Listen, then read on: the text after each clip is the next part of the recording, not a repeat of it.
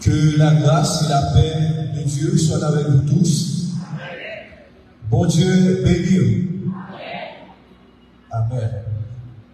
C'est pour nous, à chaque fois, un privilège lorsque nous avons l'opportunité pour nous présenter la parole du Seigneur et nous sommes capables de dire, à l'instar du psalmiste, nous sommes dans la joie comme nous sommes à la maison du Seigneur.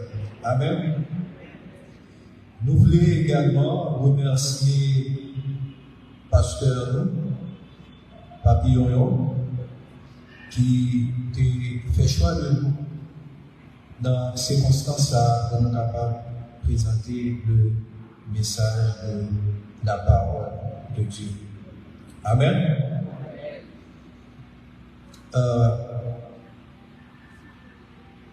Maintenant, je vais commencer avec une question. Est-ce que nous connaissons bien pile chrétien chaque dimanche pendant plusieurs années, même 10 ans, 20 ans, qui a béni l'église, mais qui ne connaît pas qui ça, qui adoration, quel est le vrai sens de l'adoration. Or, nous vivons pour nous adorer, mon Dieu. Qui ça, justement, qui établit une différence entre louange et l'adoration. Dans quel sens c'est différent? Et quelles sont les exigences établies par Dieu pour une bonne adoration? D'où l'importance de notre prédication ce matin. Le sujet même de la prédication, c'est les exigences d'une bonne adoration. Est-ce qu'on est capable de reprendre ça même? Les exigences d'une bonne adoration. Eh bien, lorsque nous avons scruté, lorsque nous avons plongé le regard à travers la Bible, il y a un passage qui a attiré l'attention. Et passage ça, nous joignons dans Jean chapitre 4. M'appelez pour nous à partir du verset 21. À partir du verset 20, vous nous arrivez dans le verset 24. Jean, chapitre 4, verset 20 à 24. Nos pères ont adoré sur cette montagne, et vous dites, vous, que le lieu où il faut adorer est à Jérusalem. Femme, lui dit Jésus, crois-moi, l'heure vient où ce ne sera ni sur cette montagne, ni à Jérusalem, que vous adorerez le Père. Vous adorez ce que vous ne connaissez pas.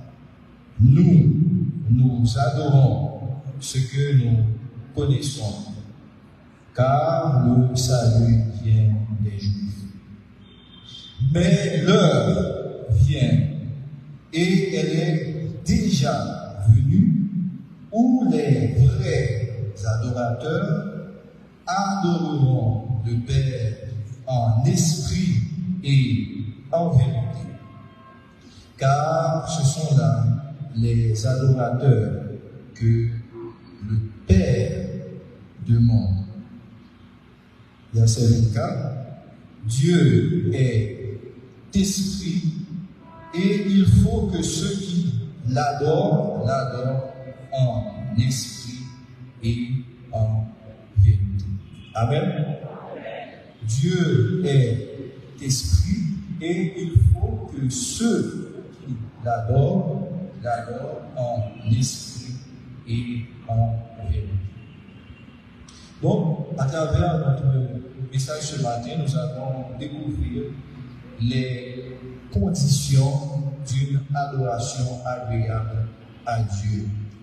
Et nous allons également voir comment ces conditions ont évolué depuis l'ancienne alliance à nos jours. D'abord, il faut dire que le livre de Jean, l'évangile de Jean, le 4e évangile, traditionnellement, il est attribué à l'apôtre Jean, fils de Zébédée, une de 12 disciples.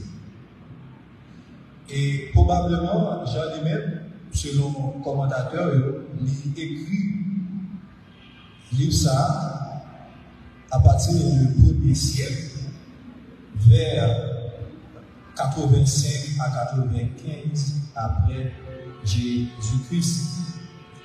Et nous voyons que l'objectif principal de ça, nous joignons dans Jean, chapitre 20, verset 31. Côté que il dit, mais ces choses ont été écrites afin que vous croyiez que Jésus est le Christ, le Fils de Dieu, et qu'en croyant, vous ayez la vie en son nom. Donc, Jean lui-même écrit dans un contexte qui était vraiment difficile, côté à l'époque, il y avait des hérésies qui étaient abondées et dans la communauté chrétienne, parmi lesquelles il y avait le gnosticisme qui a grandi, côté que était lié et la divinité de Jésus était liée l'incarnation même de Jésus. C'est la raison pour laquelle, lorsque nous avons regardé dans Jean chapitre 1er, dans le prologue passage ça, nous voyons que Jean lui présentait Jésus comme étant le Logos incarné ou encore la parole incarnée. Toute bagaille faite à travers parole là, et sans parole là, rien pas capable d'exister. Donc, dès la fondation du monde, Jésus lui-même, c'est Dieu. Et il y a un autre courant tel que docétisme que nous pas élargi avec que Jean lui-même était à contrecarrer ensemble de courants. Et il a affermi une fois et communauté chrétienne, côté que il a dit, ces choses ont été écrites afin que vous croyiez que Jésus est le Christ, le Fils de Dieu, et qu'en croyant, vous ayez la vie en son nom. Maintenant, lorsque nous regardons dans chapitre 4, passage qui est intéressé pour matin, il y a une histoire qui attire l'attention nous, et c'est une histoire que nous habitués avec lui. C'est l'histoire de la femme. Est-ce que l'église a vu? C'est l'histoire de la femme samaritaine. Mais ça qui attire l'attention, c'est versets 23 et 24. Maintenant, lorsque nous regardons l'exigence adoration, pour qui ça a une interrogation, ça, et nous finissons par découvrir qu'il y a 4 barrières que Jésus-Christ franchit pour lui justement porter un message à la femme samaritaine. Pas oublier que le monde samaritain, il prend naissance après invasion syrienne. Et puis, à partir de ce moment, terminé sur le plan ethnique, il y a une division, côté que Samaritains avec Juifs, pas de gens capables d'entendre. Et Jésus lui-même, il devait franchir la barrière ça pour lui présenter une telle révélation avec la femme. Parce que lorsque nous regardons dans l'ancienne alliance, nous identifions 5 exigences que le peuple a dû satisfaire pour nous porter une adoration qui est agréable avec mon Dieu.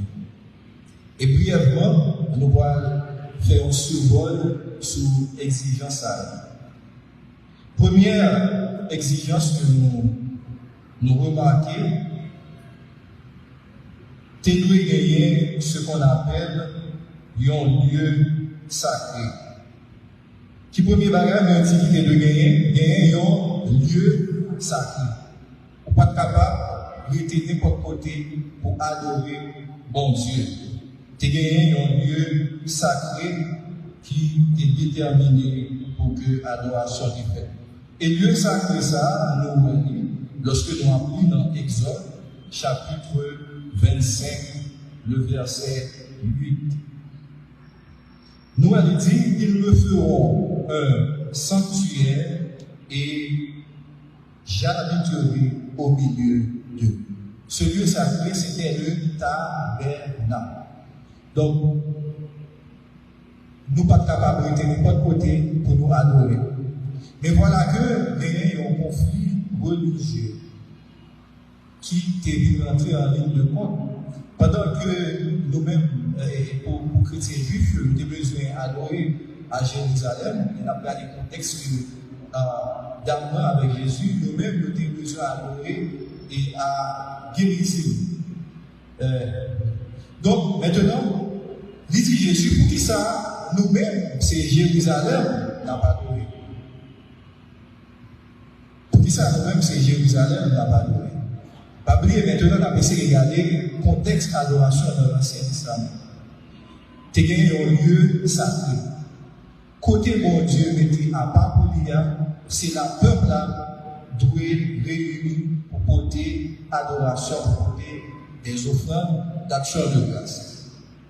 Maintenant, dans le lieu sacré, ça, il y a une structure sacrée.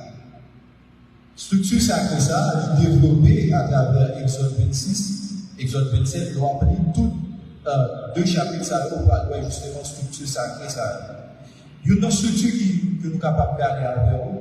Pendant que le peuple arrive dans le temple, mais dans le tabernacle, il y a une séparation. Il y a le lieu très saint, il y a le lieu saint et il y a le parvis.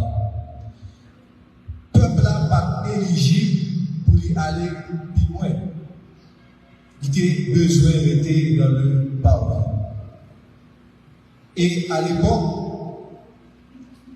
tu es obligé maintenant de gagner des sacrificateurs consacrés. Des sacrificateurs consacrés. Nous avons un lieu sacré, nous avons une structure sacrée a vraiment bien, mais nous ne pouvons pas détailler pour. Mais nous avons un sacrificateur consacré maintenant qui pourra servir de médiateur entre le peuple là et bon Dieu pour porter aller et adoration et sacrification de grâce.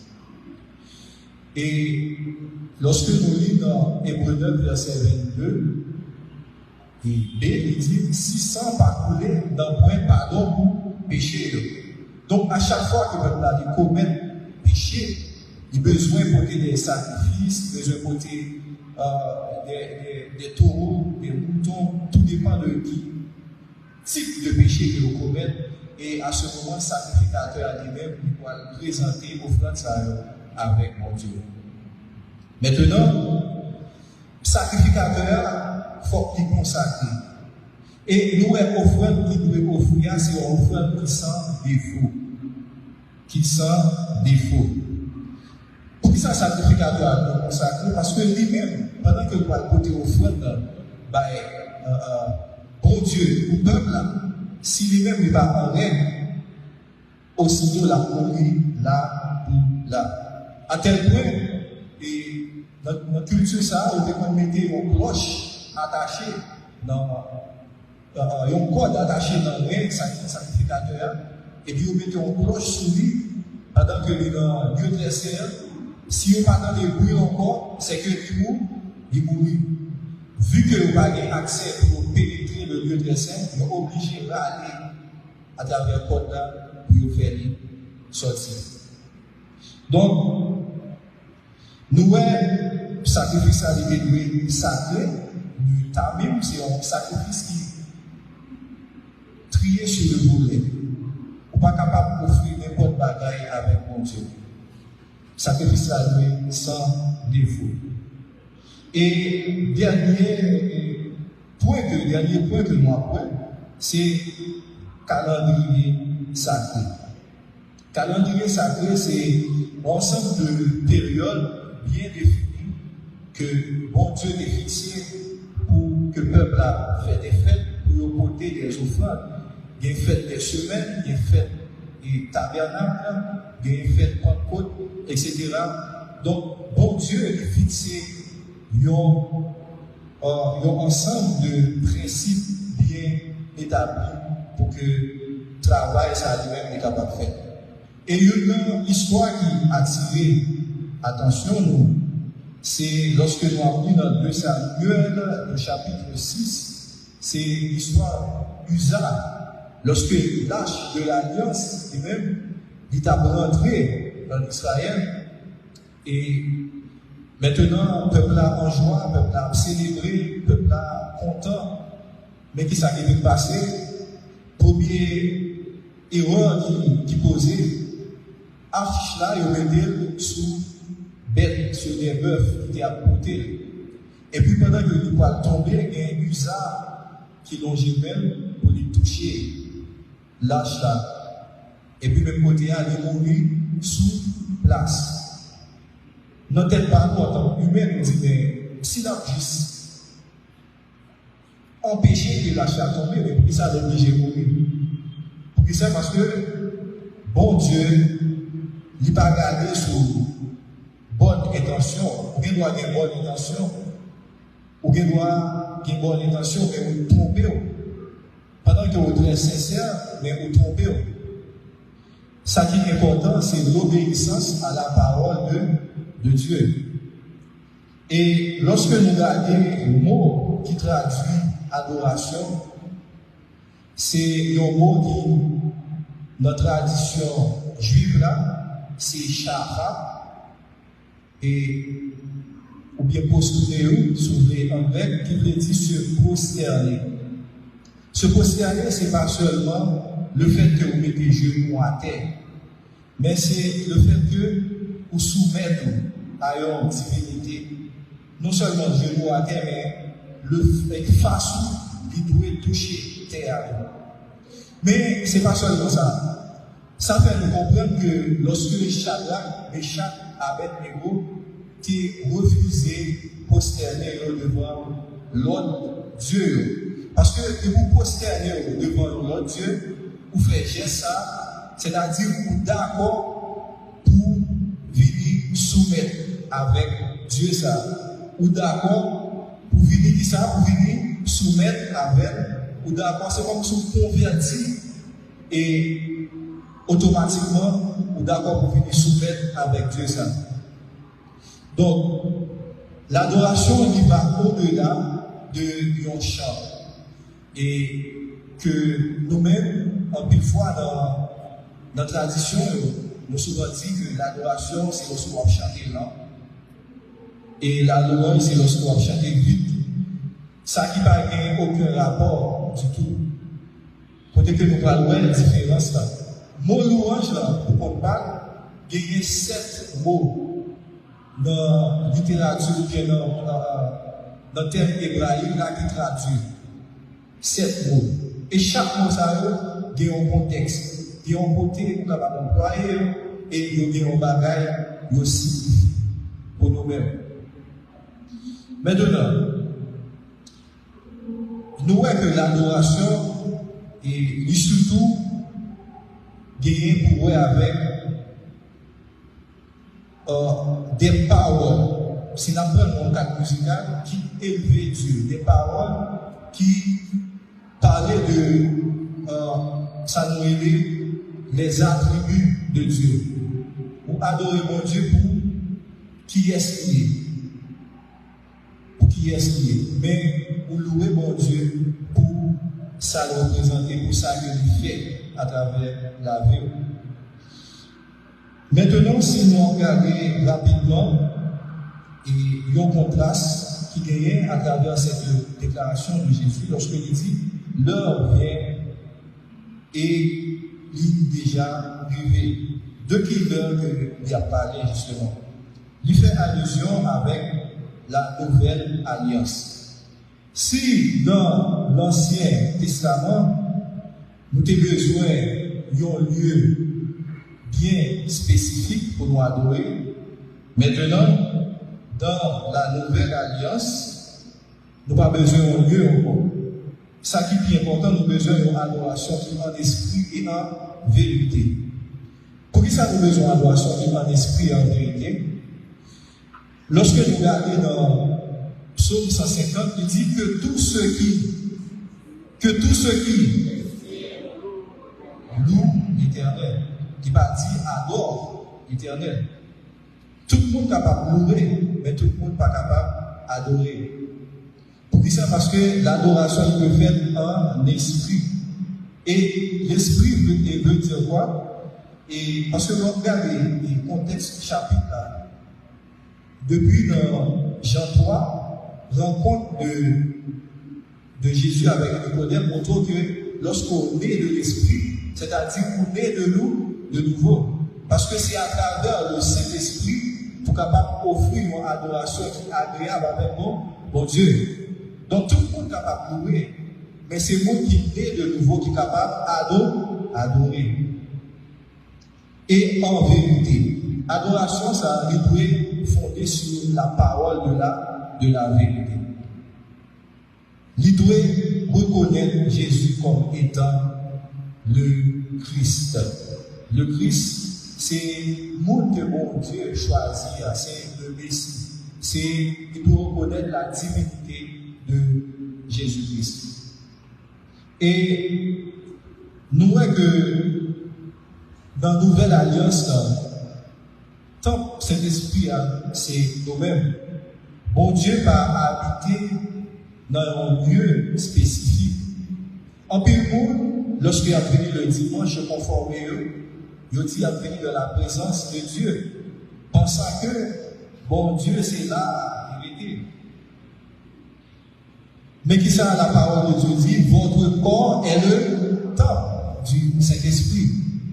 Une fois qu'on est de nouveau, qui bon Saint-Esprit il est habité dans où? Et tout côté, au besoin de respect pour la parole de Dieu. Ça n'a pas arrivé parce que la parole, pendant une semaine, maman, papa, power. Pendant une semaine, Marie, madame, power. Et puis, coup dimanche arrivé, on dit entrer dans le fort pour venir adorer. Mais le temps du Saint-Esprit, c'est qui est, c'est où? Vous-même. C'est vous-même qui tente cet esprit. Et nous voyons que dans l'ancienne alliance, le peuple a des besoins, jouer un sacrificateur là, comme médiateur. Mais maintenant, lorsque nous lisons, nous voyons que il y a un seul médiateur entre Dieu et les hommes. Qui est ce médiateur? Ça c'est qui est? C'est Jésus-Christ. Donc, une fois que vous êtes de nouveau, l'Esprit de Dieu qui habite dans vous, vous gagnez accès directement à travers Jésus-Christ pour adorer mon Dieu par le moyen du Saint-Esprit. Et nous voyons que l'adoration c'est un style de vie. C'est un style de vie. Lorsque nous regardons dans Romains, chapitre 12, versets 1 et 2. Romains, chapitre 12, versets 1 et 2. Qui ça dit? Romains, chapitre 12, versets 1 et 2. Qui ça dit?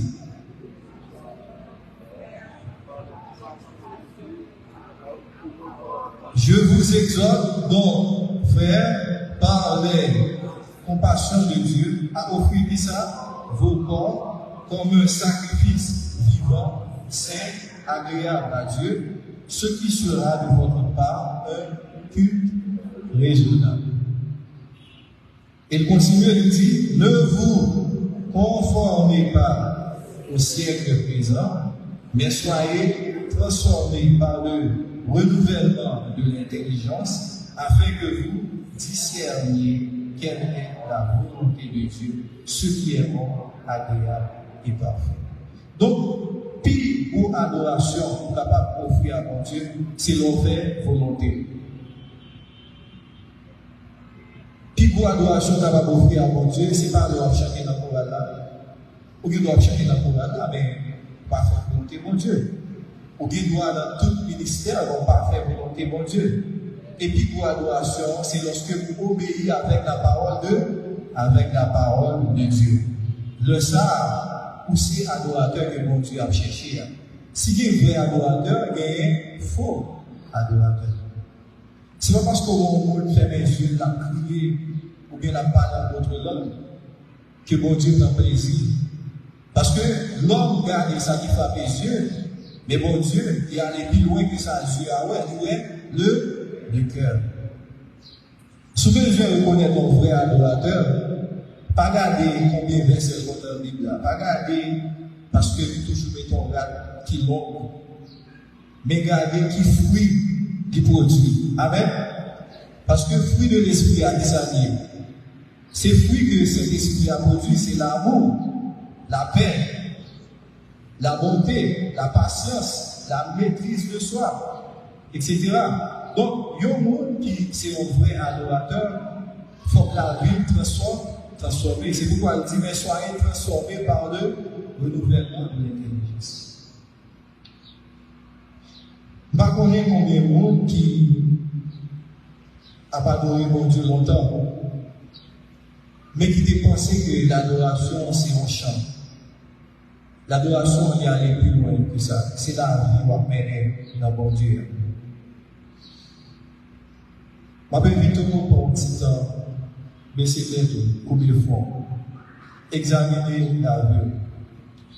Est-ce que nous sommes vrais adorateurs? Est-ce que nous sommes vrais adorateurs?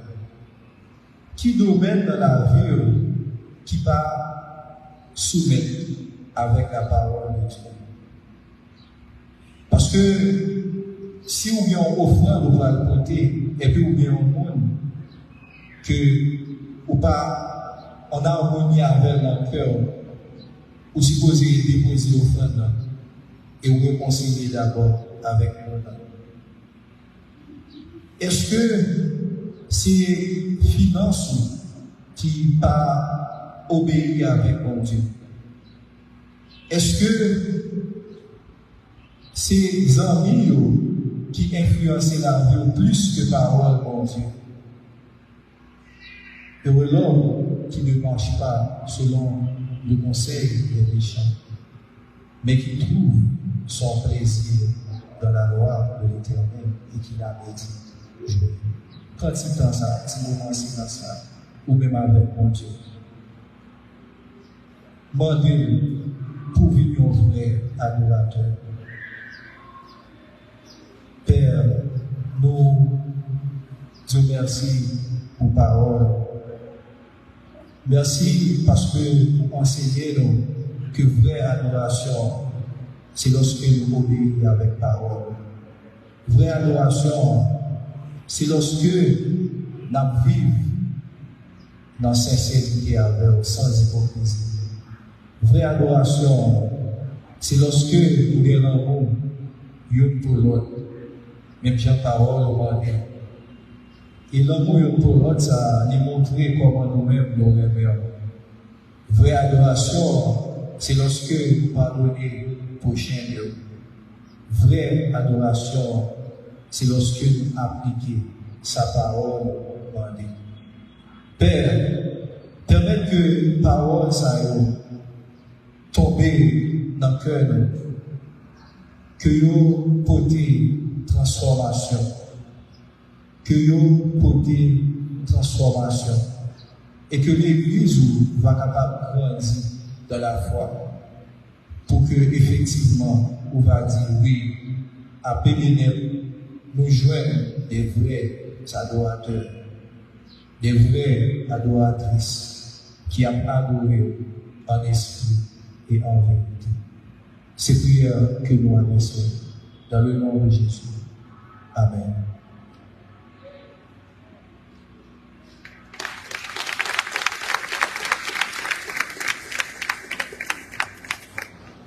Grand merci aux jeunes pasteurs, au pont. Alors, nos pasteurs ont donné, mais c'est un pasteur qui va étude, c'est une étude qu'il fait, la différence entre l'adoration et la louange, qui exigence pour besoin satisfait pour que nous soyons vrais adorateurs. Et puis, elle a fini, côté des et posture pasteur, prier pour que bon Dieu permette que c'est un vrai adorateur. Merci, pasteur Aumont, félicitations pour exposer ou félicitations du message parole de Dieu. Et nous avons le debout pour mettre fin à cette histoire, parce que nous allons chanter pour cette pauvre pécheur, la vive et joyeuse espérance. As-tu trouvé l'assurance? On a pu faire pour ton cœur. Et c'est la plus ferme pour ton cœur qui va dans l'autre monde. Non, Jésus-Christ, notre Sauveur.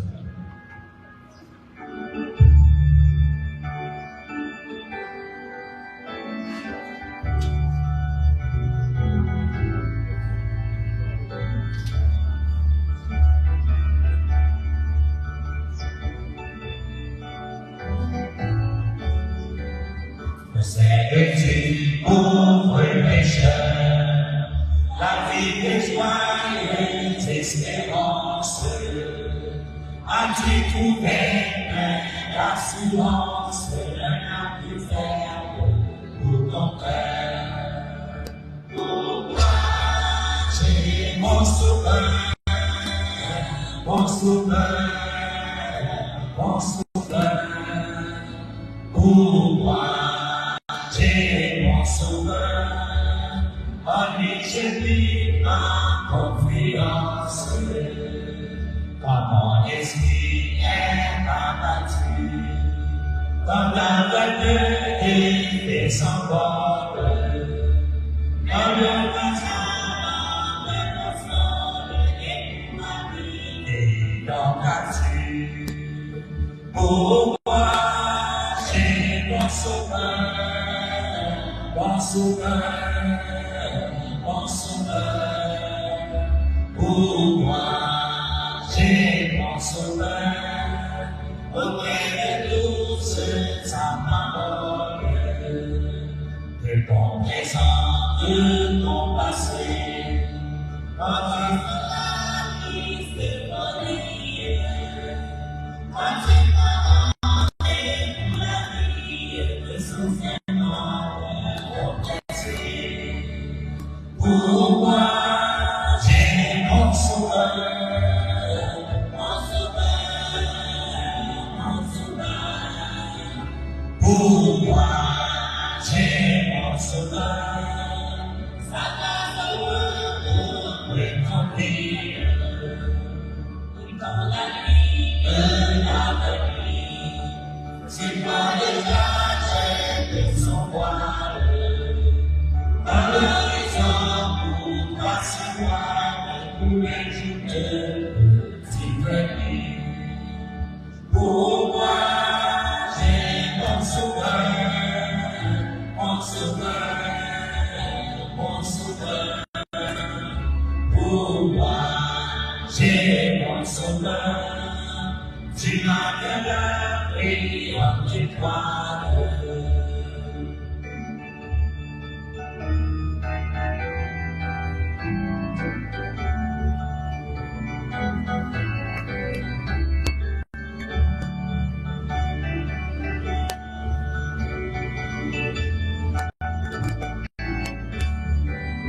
Aussi pour de Jésus aussi en reparti.